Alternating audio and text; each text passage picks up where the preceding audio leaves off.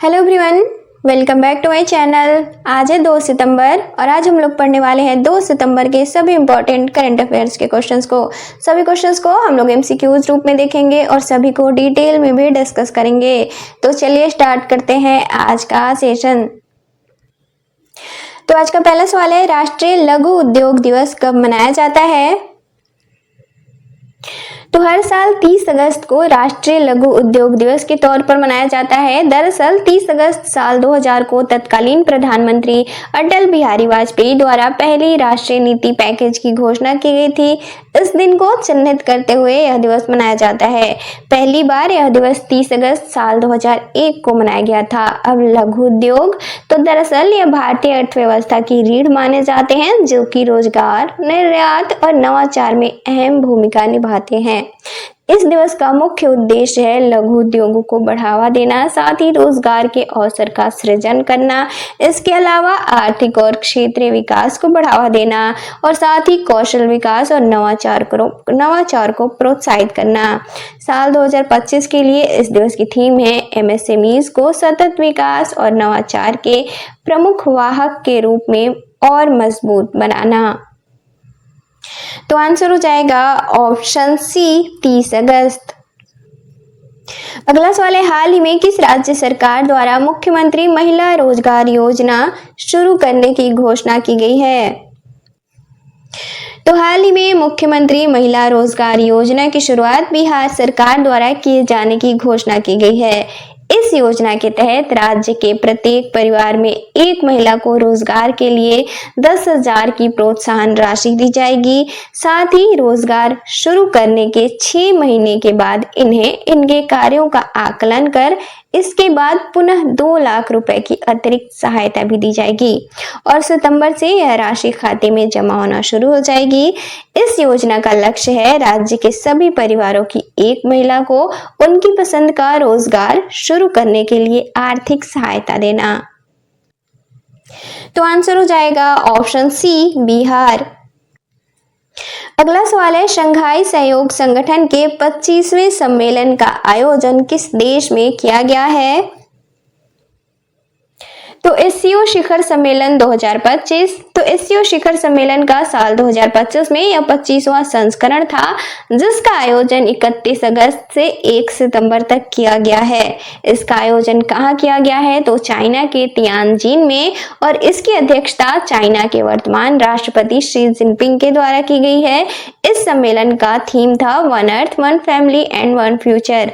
इसके अलावा साल 2025 को एससीओ वर्ष ऑफ सस्टेनेबल डेवलपमेंट भी घोषित किया गया। इसके अलावा इस पूरे सम्मेलन के दौरान ह्यूमनॉइड एआई रोबोट जियाओ से भी तैनात किया गया था। इसके अलावा सम्मेलन के प्रमुख विषय क्या थे? तो आतंकवाद विरोध, कनेक्टिविटी, बहुपक्षवाद और आर्थिक सहयोग। अब एससीओ तो शंघाई कोऑपरेशन ऑर्गेनाइजेशन, शंघाई सहयोग संगठन, और इसकी स्थापना 15 जून साल 2001 को की गई थी। इसका मुख्यालय चाइना के बीजिंग में है और एससीओ की आधिकारिक भाषा है रूसी और चीनी। इसके अलावा एससीओ के वर्तमान में पूर्ण सदस्य देश हैं 10। ये 10 देश कौन से हैं? तो China, Russia, Kazakhstan, Kyrgyzstan, Tajikistan, Uzbekistan, Bharat, Iran, Pakistan और बेलारूस। इसके अलावा इसमें 16 पर्यवेक्षक देश भी शामिल हैं। अब एससीओ को थोड़ा और डिटेल में जानेंगे। तो दरअसल एससीओ की शुरुआत शंघाई 5 के रूप में की गई थी, जो कि साल 1996 में China, Russia, Kazakhstan, Kyrgyzstan, Tajikistan द्वारा सीमा विवाद सुलझाने की वजह से शंघाई 5 बनाया गया था। उसके बाद इसमें साल 2001 में उज्बेकिस्तान शामिल हुआ, तब यह एससीओ बना। इसके बाद साल 2017 के अस्ताना शिखर सम्मेलन के दौरान भारत और पाकिस्तान इसके पूर्ण सदस्य बने। इसके अलावा साल 2023 में ईरान इसका सदस्य बना और साल 2023 में भारत द्वारा इसकी अध्यक्षता की गई थी, जो कि वर्चुअली तरीके से की गई थी। तो आंसर हो जाएगा ऑप्शन बी, चाइना। अगला सवाल है, हाल ही में रेलवे बोर्ड के अध्यक्ष कौन नियुक्त किए गए हैं? तो रेलवे बोर्ड के वर्तमान अध्यक्ष हैं सतीश कुमार। दरअसल 1 सितंबर साल 2024 से सतीश कुमार रेलवे बोर्ड के अध्यक्ष हैं और पहले दलित व्यक्ति हैं जो कि इस पद पे कार्यरत हुए हैं। अब वर्तमान में यानी कि हाल ही में इनके कार्यकाल को 1 वर्ष के लिए बढ़ा दिया गया है, यानी कि सितंबर 2026 तक अब सतीश कुमार रेलवे बोर्ड के अध्यक्ष के तौर पर कार्य करेंगे। तो आंसर हो जाएगा ऑप्शन ए सतीश कुमार। अगला सवाल है, हाल ही में भारत के पहले टेम्पर्ड ग्लास प्लांट का उद्घाटन कहाँ किया गया है? तो हाल ही में भारत के पहले टेम्पर्ड ग्लास प्लांट का उद्घाटन उत्तर प्रदेश के नोएडा में किया गया है। यह संयंत्र भारतीय कंपनी ऑप्टिमस इंफ्राकॉम और अमेरिकी मटेरियल टेक्नोलॉजी प्रमुख कॉर्निंग इनकॉर्पोरेटेड के सहयोग से स्थापित की गई है। दरअसल यह पहल मेक इन इंडिया और आत्मनिर्भर भारत की दिशा में एक महत्वपूर्ण कदम है, जिसका उद्देश्य है टेम्पर्ड ग्लास के बड़े पैमाने पर घरेलू उत्पादन को शुरू करना। तो आंसर हो जाएगा ऑप्शन बी नोएडा। अगला सवाल है, हाल ही में सुप्रीम कोर्ट के निर्देश के बाद विस्तृत आवारा कुत्तों के प्रबंधन के दिशा निर्देश जारी करने वाला पहला भारतीय राज्य कौन सा बना है? तो हाल ही में सुप्रीम कोर्ट के निर्देश के बाद राजस्थान पहला ऐसा राज्य बना है जिसने कि आवारा कुत्तों के संवेदनशील और वैज्ञानिक प्रबंधन के लिए विस्तृत दिशा निर्देश जारी किए हैं।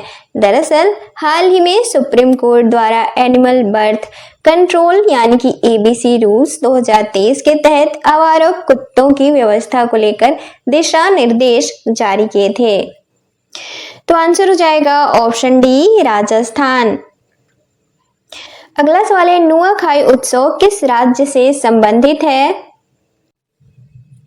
तो नुआखाई उत्सव तो यह फसल उत्सव है जो कि ओडिशा में मनाया जाता है और खास तौर पे पश्चिम ओडिशा में यह मनाया जाता है। और पश्चिम ओडिशा के ये जिले हैं संबलपुर, बलांगीर, बरगढ़, कालाहांडी, सुंदरगढ़, झारसुगुडा, सोनेपुर, बौद्ध और नुआपाड़ा।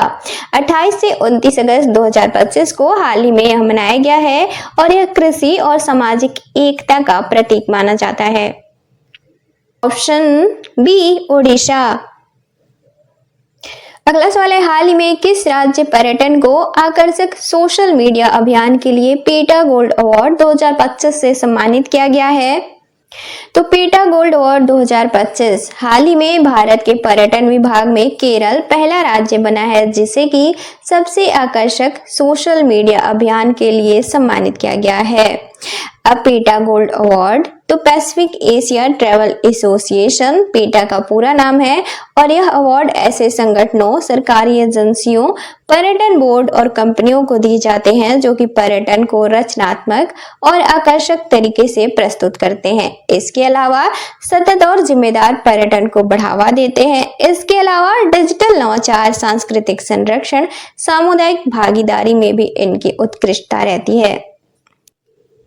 और इस अवार्ड की शुरुआत साल 1984 में की गई थी। अब पेटा तो पैसिफिक एशिया ट्रैवल एसोसिएशन, इसकी स्थापना साल 1951 में की गई थी और इसका मुख्यालय थाईलैंड के बैंकॉक में है और एशिया प्रशांत क्षेत्र में जिम्मेदार पर्यटन को बढ़ावा देने के उद्देश्य से इसकी शुरुआत की गई थी। तो आंसर हो जाएगा ऑप्शन ए केरल। अगला सवाल है, लाडो लक्ष्मी योजना किस राज्य से संबंधित है? तो दीनदयाल लाडो लक्ष्मी योजना की शुरुआत हाल ही में हरियाणा सरकार द्वारा की गई है, जो कि यह योजना 25 सितंबर 2025 से राज्य में लागू की जाएगी, जो कि पंडित दीनदयाल उपाध्याय की जयंती के मौके पर इसे लागू किया जाएगा। राज्य की पात्र महिलाओं को इस योजना के तहत प्रति महीने 2100 की प्रत्यक्ष लाभ के तौर पर राशि दी जाएगी।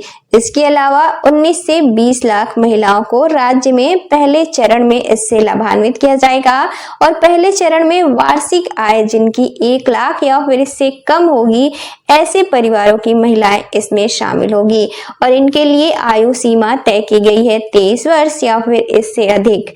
पिछले 15 वर्षों से राज्य का स्थायी निवासी भी होना अनिवार्य है इस योजना के लाभ लेने के लिए। इसके अलावा पहले से पेंशन लेने वालों को इसका लाभ नहीं मिलेगा और वित्त वर्ष 2025-26 के लिए 5,000 करोड़ बजट का प्रावधान किया गया है इस योजना के तहत। तो आंसर हो जाएगा ऑप्शन बी हरियाणा। अगला सवाल है, हाल ही में किस राज्य में भारत का पहला पूर्ण स्तरीय सेमीकंडक्टर संयंत्र खोला गया है? तो भारत का पहला पूर्ण स्तरीय सेमीकंडक्टर संयंत्र गुजरात के धोलेरा में स्थापित किया जा रहा है, जो कि ताइवान के टाटा इलेक्ट्रॉनिक्स और power chip semiconductor manufacturing Corp के सहयोग से स्थापित किया जा रहा है। इसके लिए कुल निवेश है 91,000 करोड़ से ज्यादा। तो आंसर हो जाएगा ऑप्शन डी गुजरात। अब कल के क्वेश्चंस का रिवीजन करेंगे। तो कल का पहला सवाल था, हाल ही में प्रधानमंत्री स्वनिधि योजना की अवधि को कब तक के लिए बढ़ा दिया गया है? तो इसका राइट आंसर था ऑप्शन डी 31 मार्च 2030। अगला सवाल था, हाल ही में राष्ट्रमंडल भारोत्तोलन चैंपियनशिप 2025 में मीराबाई चानू ने कौन सा पदक जीता है? तो इसका राइट आंसर था ऑप्शन ए स्वर्ण पदक। अगला सवाल था, हाल ही में जारी नारी रिपोर्ट एंड इंडेक्स 2025 के अनुसार भारत में महिलाओं के लिए सबसे सुरक्षित शहर कौन सा है? तो इसका राइट आंसर था ऑप्शन सी कोहिमा। अगला सवाल था, हाल ही में पहले अंतरराष्ट्रीय पाली सम्मेलन का आयोजन कहाँ किया गया है? तो इसका राइट आंसर था ऑप्शन ए श्रीलंका। अगला सवाल था, हाल ही में अंतरराष्ट्रीय मुद्रा कोष के कार्यकारी निदेशक कौन नियुक्त किए गए हैं? तो इसका राइट आंसर था ऑप्शन डी उर्जित पटेल। अगला सवाल था, हाल ही में भारत द्वारा ई मोबिलिटी को बढ़ावा देने के लिए दोस्ती नामक पहल की शुरुआत किस देश के साथ की गई है? तो इसका राइट आंसर था ऑप्शन बी नॉर्वे। अगला सवाल था, हाल ही में SC/ST संसदीय समिति के राष्ट्रीय सम्मेलन का उद्घाटन किसके द्वारा किया गया है? तो इसका राइट आंसर था ऑप्शन बी ओम बिरला। अगला सवाल था, सिंकफील्ड कप किस खेल से संबंधित है? तो इसका राइट आंसर था ऑप्शन डी शतरंज। अगला सवाल था, हाल ही में भारतीय सौर ऊर्जा निगम के प्रबंध निदेशक कौन नियुक्त किए गए हैं? तो इसका राइट आंसर था ऑप्शन सी आकाश त्रिपाठी। और कल का लास्ट क्वेश्चन था, हाल ही में दिनेश के पटनायक किस देश में भारत के उच्चायुक्त नियुक्त किए गए हैं? तो इसका राइट आंसर था ऑप्शन बी कनाडा।